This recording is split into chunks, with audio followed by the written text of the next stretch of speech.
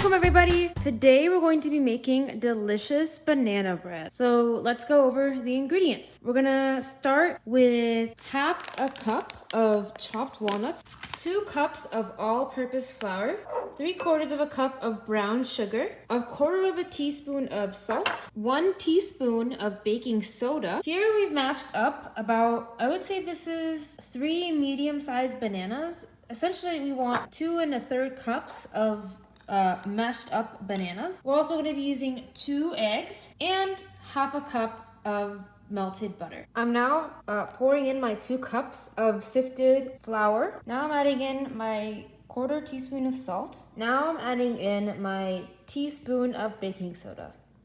Now the next step is to cream our butter. So I took this butter right out of the fridge, so it's really hard. What I'm gonna do is I'm gonna chop it up into small pieces, put it in a bowl, and microwave it for about 15 seconds at a time until it's soft. So I'm just chopping up the butter.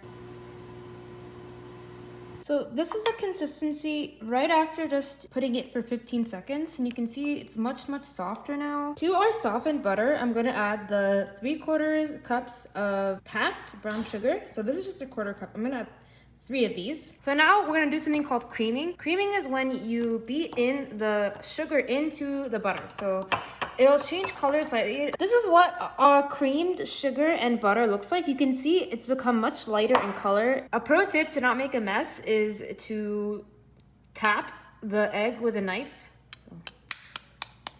And then you see you have a nice crack there, and you just crack.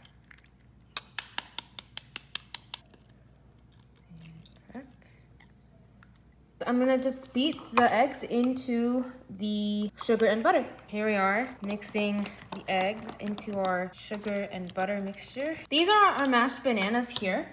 So what we're gonna do now is we're gonna pour in our sugar, egg, and butter mixture into the bananas.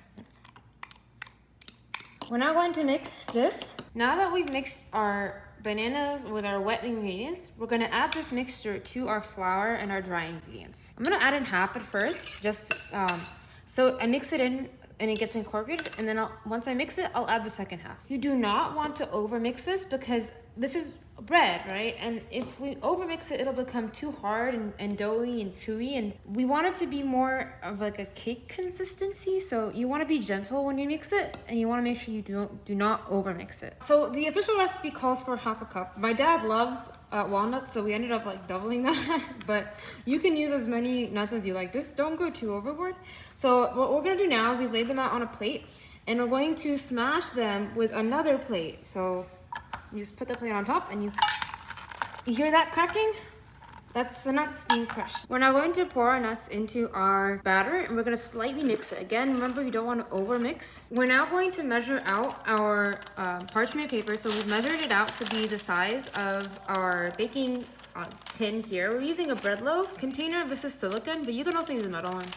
So you see how we're going to start here, and we're going to cut along this line to make sure that it aligns with our loaf pan. Now our parchment paper fits entirely on our tin. We're now pouring in our batter into our loaf pan. We're now just spreading out our batter. We're now gonna put it in the oven at 350 degrees Fahrenheit for 60 minutes. This is our final product.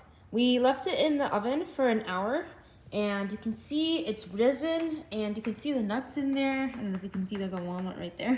So yeah, thank you guys so much for watching. We look forward to see you guys in our next video. Make sure to like and subscribe. Yeah, thank you.